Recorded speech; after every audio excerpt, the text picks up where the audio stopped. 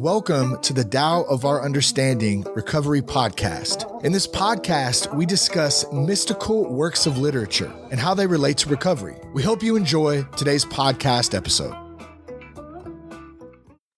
Hello, this is Buddy C. Welcome to the Tao of Our Understanding Recovery Podcast. Today we have Brian and Oscar. Good to have you guys today. We will be talking about the next story in the Thomas Merton interpretation of the Chuang Tzu. There's a link in the bookstore at buddyc.org that will show you, identify the book, and you can actually hit the link and buy it through there if you'd like. It's really good. We're just starting on this book. We've talked about this book before and gone through, I think, all of these stories once in the podcast. We're up to 330 something in the number of 330 something in podcasts. So we've gone through everything a couple of times, I think. I know we have the Tao Te Ching probably 3 times, 4, I don't know. It's different every time. And this book we're going through is for the second time that I know of. So hopefully this will speak to you. I haven't read this yet, so we'll see what it has to say. I do want to mention a benefit that a resource we can provide for you. You can just open up this podcast page on whatever aggregator you're using, and you can see a library of all the past episodes. So you may be able to search by word or search by verse or any way you would like, and maybe gain a little from our experience that was shared in past episodes. So I'll do that with a podcast I like or the way they approach something. I'll go back through and search different things, and oh yeah, I would like to hear that. Sometimes you can use, words like acceptance or letting go or whatever words we use in the title, and maybe that'll be helpful to you. Okay, the pivot. The pivot. Tao is obscured when men understand only one of a pair of opposites, or concentrate only on a partial aspect of being.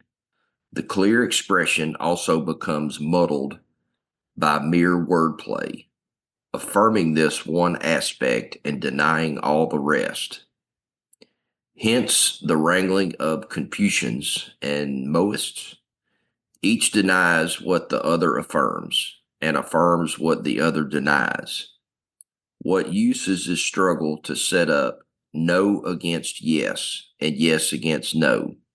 Better to abandon this hopeless effort and seek true light.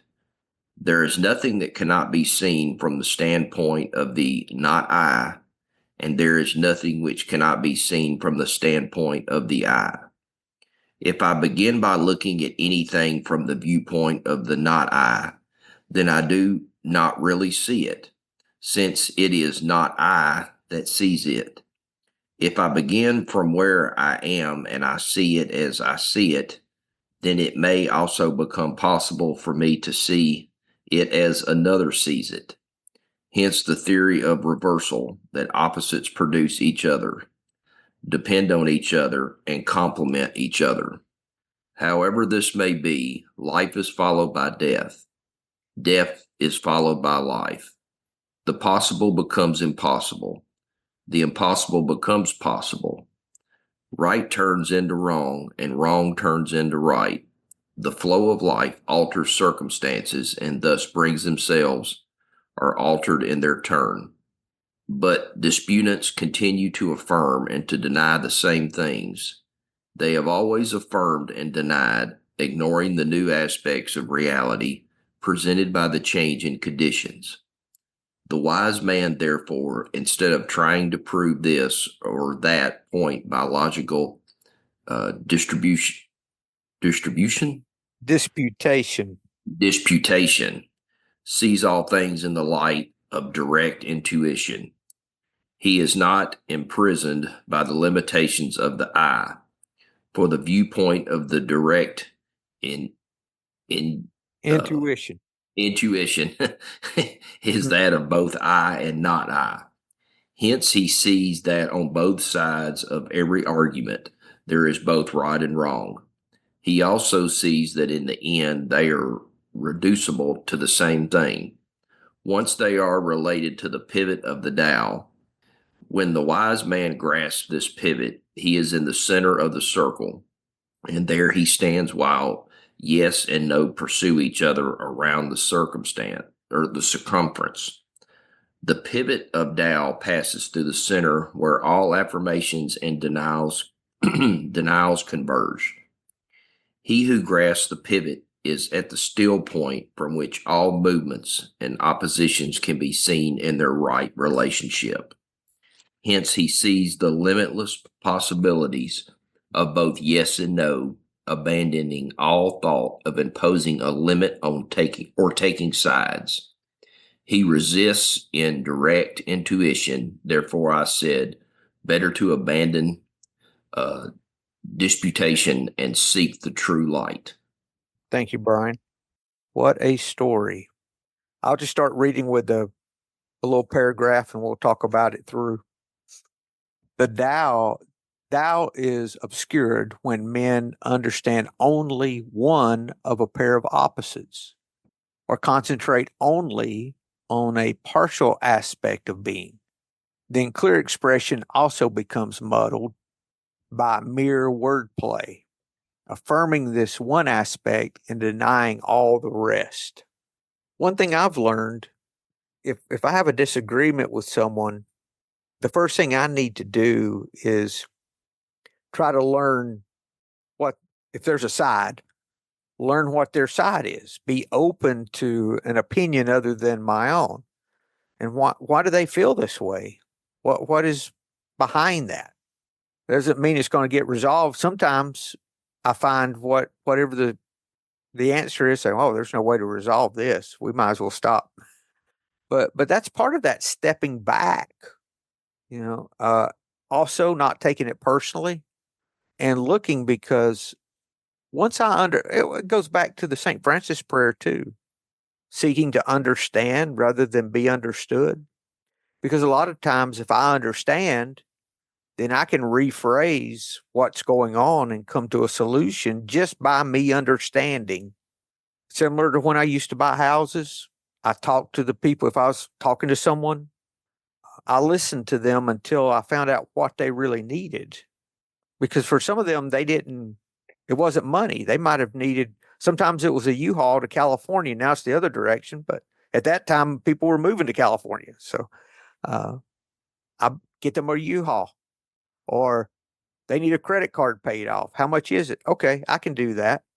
Instead of, I don't know, that goes a lot further in understanding than it says, I just give you this much money and do what you want to do.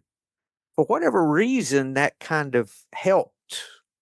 I don't understand why, but when I took their need serious enough to address it individually, that seemed to help the negotiation. I think there's an aspect of that here.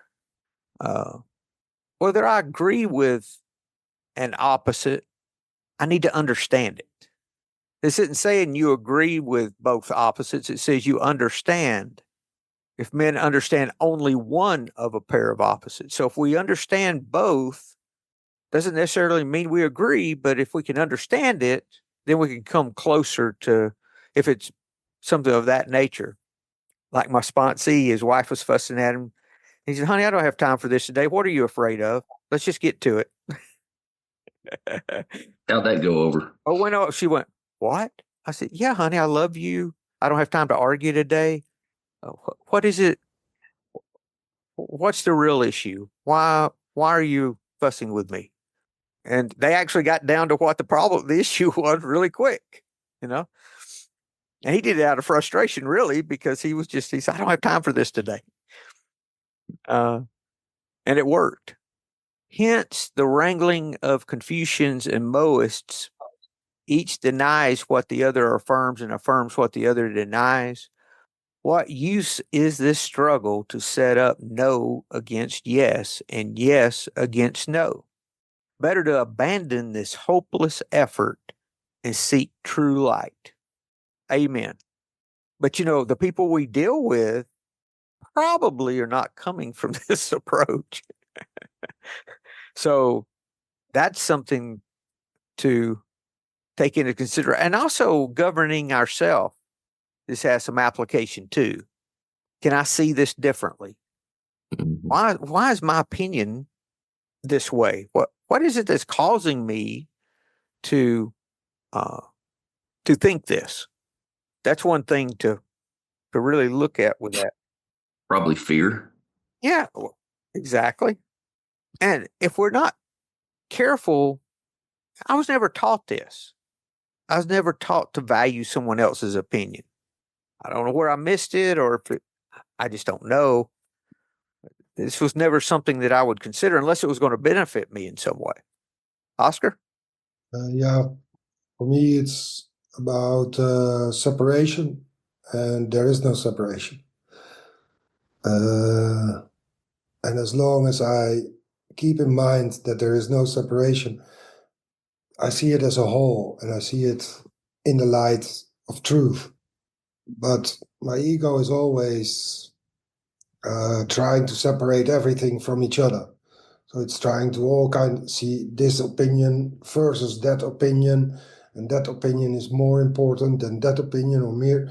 And then I get into a real fuss of life, where I am apart from everything else, and everything else is apart from everything else. And here I think we are remembered that it's the opposite way. So the two come from one, right? So first there's one, from one come two. And it helps, this verse helps us getting back to, okay, we're all coming from one, and we still are one, because everything is part of everything. Still, as it doesn't matter how much we look at it as, or it appears to be, how much it appears to be all separated things or 10,000 things. In the end, it's not. In the moment, it's not. It's one thing. And this helps us getting back, finding the true light, which is our consciousness. Which your consciousness is the same as my consciousness. We are one. Finding our consciousness, right? Yeah, our consciousness, or the consciousness, or whatever. But it's not my possession. It's what I am. So seek the true light is today's lesson for in A Course in Miracles is I am the light of the world, which is the consciousness of the world. The light of the world sees everything, and it's like the same description as Tao. The Tao doesn't say this is good and this is bad, and I take this one yes, and Tao is everything, and so is the light. It's everything. It doesn't make any distinctions, or it's one thing. Thanks. There is nothing that cannot be seen from the standpoint of the not I. This is just what you were talking about, Oscar. And there is nothing which cannot be seen from the standpoint of I. If I begin by looking at anything from the viewpoint of the not I, then I do not really see it, since it is not I that sees it. If I begin from where I am and see it as I see it, then it may also become possible for me to see it as another sees it. Hence, the theory of reversal, that opposites produce each other, depend on each other, and complement each other. The theory of reversal. Okay, so I can look at things. There's nothing that cannot be seen from not I. And there's nothing which cannot be seen from the standpoint of I. Okay. Nothing can be seen from either. Nothing cannot be seen from either one, being I or not I. And if I begin by looking at anything from the viewpoint of the not I, then I do not really see it, since it is not I that sees it. Okay. So if I start with a not I, then there's things I won't see. If I begin from where I am, this is getting to where we are, and see it as I see it in this moment, as it is right now. It may also become possible for me to see it as another season. So it doesn't start with adding my fears and my opinions and all those things. It starts with what is right now in this moment. I think this is drawing us back to the moment. And just so happened this morning, I didn't plan this. I was reading, and I want to thank Lou again. I'm really enjoying this Lao Tzu, the Tao Te Ching translated by Red Pine. It's got lots of good commentary in it. And my text for today was the 36th verse, which talks about what you would shorten, you must first lengthen, and it goes through all of those opposites.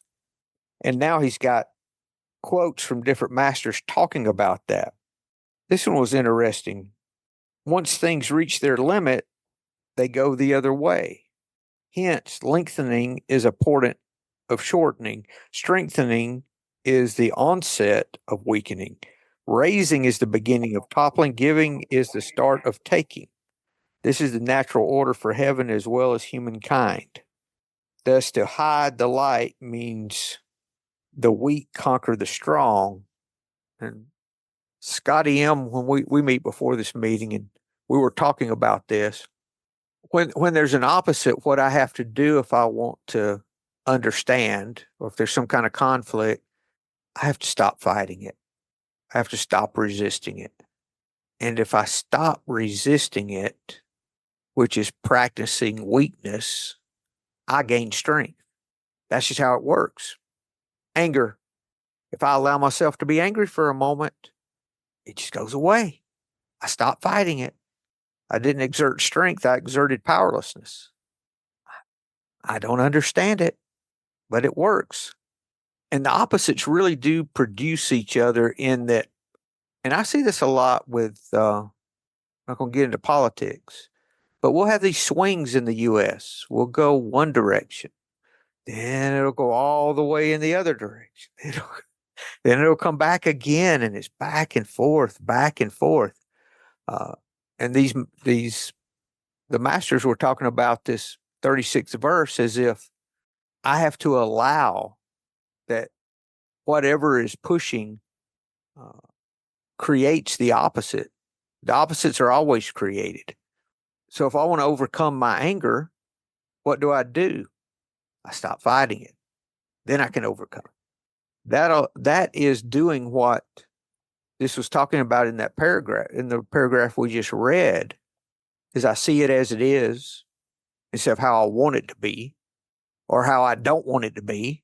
Either one, that's the extremes in that situation. Just see it as it is. Stop fighting it. Can I see this differently? Y'all just stop me. I'm going to keep reading. However this may be, life is followed by death. Death is followed by life. The possible becomes impossible, and the impossible becomes possible.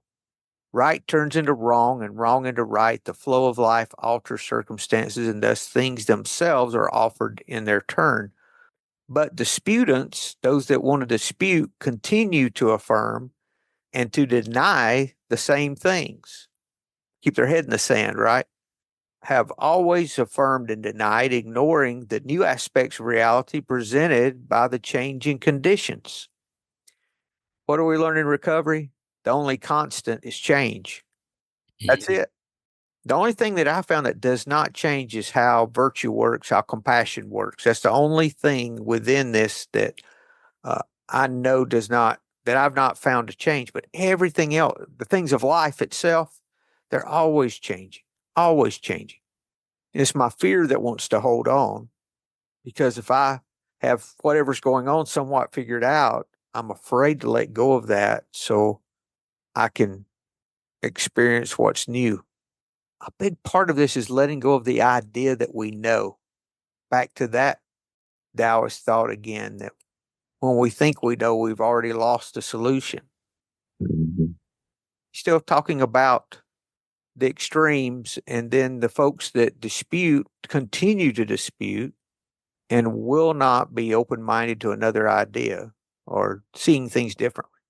The wise man, therefore, instead of trying to prove this or that point by logical disputation, sees all things in the light of direct intuition. He is not imprisoned by the limitations of the I, for the viewpoint of direct intuition is that of both I and not I, what Oscar was talking about. Hence, he sees that on both sides of every argument, there is both right and wrong. He also sees that in the end, they are reducible to the same thing once they are related to the pivot of the Tao. I'm going to go ahead and read the rest of this. When the wise man grasps the pivot, he is in the center of the circle, and there he stands while yes and no pursue each other around the circumference. The pivot of Tao passes through the center, where all affirmations and denials converge. He also grasps the pivot.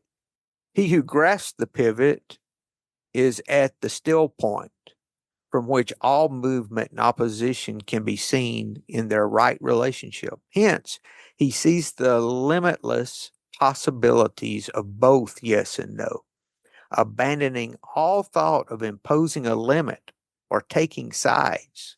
He rests in direct intuition. Therefore, I said, better to abandon disputation, argument, disputes, and seek the true light. Oscar, do y'all have merry-go-rounds when you were a kid? Y'all may still have them. I don't know. In the Netherlands. Yeah, they are in yeah, we have them. Parks. We don't know the Yeah. Dutch word, but I know what you mean. Yeah, I don't think we have them anywhere now because of liability, but when I was a kid, they were everywhere. And you'd get that thing spinning so fast, and you'd try to get to the center, because if you didn't, your head would just be spinning. It was very uncomfortable, but you could ride at the very same speed if you got to the center, because all of that went away the closer you got into the pivot. I think that's what he's talking about here, is that, that's where all the friction is in the fight. But as we get to the center, we can see things clearly. We're no longer out on the fringes. I think that's a great example. Oscar? Yeah, I think when you are in the center, you are seeing that we are all one, and then every dispute is completely nonsense, or it's a fight against myself. But it's our heads and our emotions are so they are having their own plan. So it's my will against God's will. It's one or the other. And I think direct intuition is definitely God's will. So I always, and with sponsees, when they have a difficult decision to make, I always say, you already know. Why are you fussing about it? You already know what you have to do. You just don't trust your intuition. But go and trust your intuition, and you will be fine. So it's also about God's will, my will. And I thought, yeah, with all this politics going on, with it's so extreme at this moment, with wars, and America is turning to be an aggressor instead of a friend, which is really weird here. And everybody is very, and I look at it, and I'm in the middle of these discussions, and I think, what are we doing here? If we are all one, and we come from love, and we realize that this is the case, then I can't be in any dispute. Why would I? It's the strangest thing in the world. There's nothing to dispute. No. Why would you? but it's all based on history and on ego. And we completely forgot that we are all one and there is no separation. And I'm not talking about spiritual thing, but just the fact that everything is happening at the same time. Everywhere means that we are one. So even in the world, we are one. In this moment, we are one. Everything moves at the same time. We breathe at the same time. The cells do their thing in the same time. It's one thing. It's In the one now. moment. It's In the just one moment. moment. Yeah, Yeah. it's just one moment. So Yeah. we're So not how, all in separate moments. We're not, you're not in your moment. I'm not in mine. We're all in this very same moment right now. exactly. But we tend to forget it and to fight. Yeah, when I hear especially a political conversation, first thing I want to do, first, I don't argue that. Secondly, I want to do a little research and understand why that's there. Why is this happening? What's going on here? And try to gain more knowledge rather than just staying on the surface. And that's somewhat what this is talking about too. You know, if I'm watching one political channel and one news channel and they've got some opinion about something, I'll flip it over to one of the others that express different views so I can try to understand more of the situation. So this is page 84 in the big book. It talks about what we do when we have selfishness, dishonesty, resentment, fear. When these crop up, we ask God to remove them at once to remove them. We discuss them with someone immediately, make amends quickly if we've harmed anyone. Then we resolutely turn our thoughts to someone we can help. Love and tolerance of others is our code, and we have ceased fighting anything and anyone, even alcohol. I hear a lot of people use the love and tolerance is our code, and I hear people use we have ceased fighting, but the whole quote is just because it starts a new little paragraph, it says and, so there's a conjunction there. So love and tolerance is our code. So we've been able to cease fighting anything. We react sanely and normally, find this has happened automatically. That's the direct intuition, I think. It just comes. We're in a place of neutrality. The problem's been removed. It does not exist for us. If we face indecision, I'm at the bottom of 86. We may not be able to determine which course to take. Here, we ask God for inspiration, an intuitive thought, or a decision. We relax and take it easy. We don't struggle. We're often surprised how the right answers come after we've tried this for a while. Beautiful. Yeah.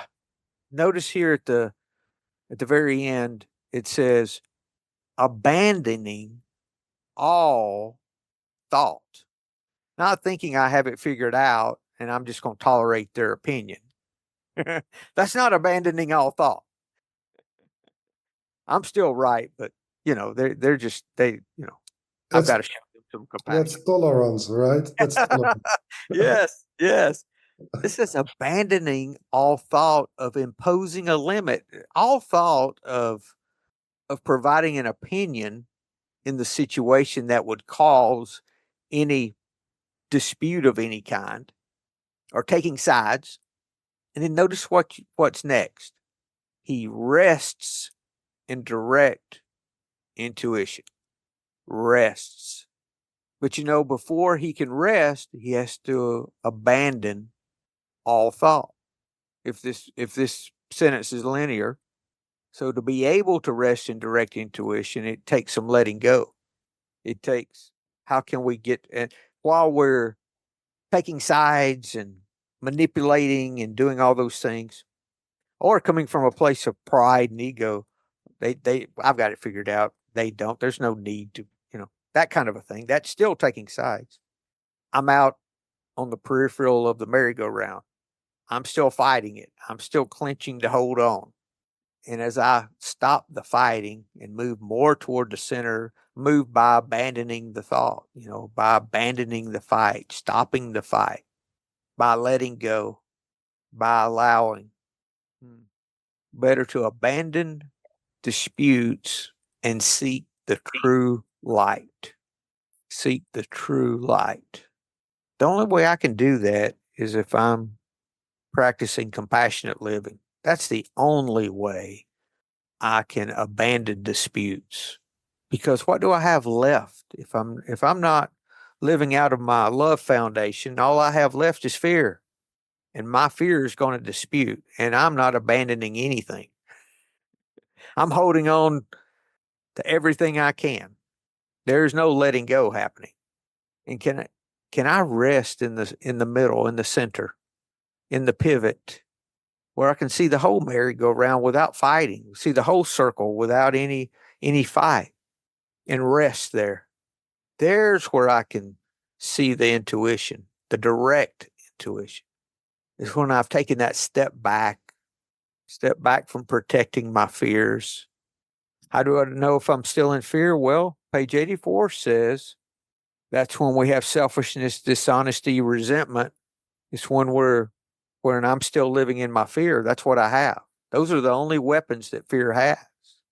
Now, from that, you would get all the things that we see, anger, all of the ill will, all the resentments and all those things. Yeah. And the only way that I can see things as they are is acceptance. Back to that A word again. Mm-hmm. We can't avoid it as much as I would like. Then I realized that's where my peace lies, is in the acceptance of this moment. Then I can start seeing things a little more clearly. Start seeing what Oscar was talking about of, what am I really fighting here? Is this really that important? A year from now, if my future self could speak to Buddy right now, would it be that important? No, it probably wouldn't be. Or maybe even a day, a week, or maybe even 5 minutes. Yeah, my future self would be telling me to let go. We had a lady in our meetings, you don't know people by their last, so you have descriptors. She used butterflies on everything, so she was Butterfly Pam. And Butterfly Pam used to say, let go or get dragged, instead of let go and let God. Because she said it didn't matter why you let go or who you let go to, or if you even believed you were letting go to something. If you don't let go, you're going to get dragged, so you better figure it out. Mm-hmm. Figure out how to surrender, in other words, how to let go. I'm letting go just as hard as I can. Well, I have a friend that says that. I said, what are you doing? He says, I'm letting go just as hard as I can. I said, good for you. Now, let me know how that works for you. That's it. Anything else, guys? So can we find that place of rest, that direct intuition that's outside of the scope of our opinions? That place of being at ease. When in reality, what's happening is my right hand's hitting me and my left hand's hitting me. It's all me. Mm-hmm. It's all one body, Mm-hmm. When we boil it down, that fight, that dispute, most of the time is coming from a place of fear, which even if I have to make some difficult decisions, let's say like in business, I can do that with a clearer head than if I'm just sticking with my opinion without any of the rest of the situation. What do they call that? Contempt prior to investigation. Anything else, guys, before we close? Well, you guys have a great week, and we'll see you next week. Thank you. Yep. Thank you. Hello, this is Buddy C. I wanted to make you aware of several recovery-related resources that I've posted in the episode description. These resources include a list of recovery podcasts, a free sober meditation app, daily recovery email, shared Google recovery calendars. Hope you put some of these resources to use and have a great week. Thank you for listening to the Tao of Our Understanding Recovery Podcast. If you enjoyed this episode, please share it with your friends in recovery.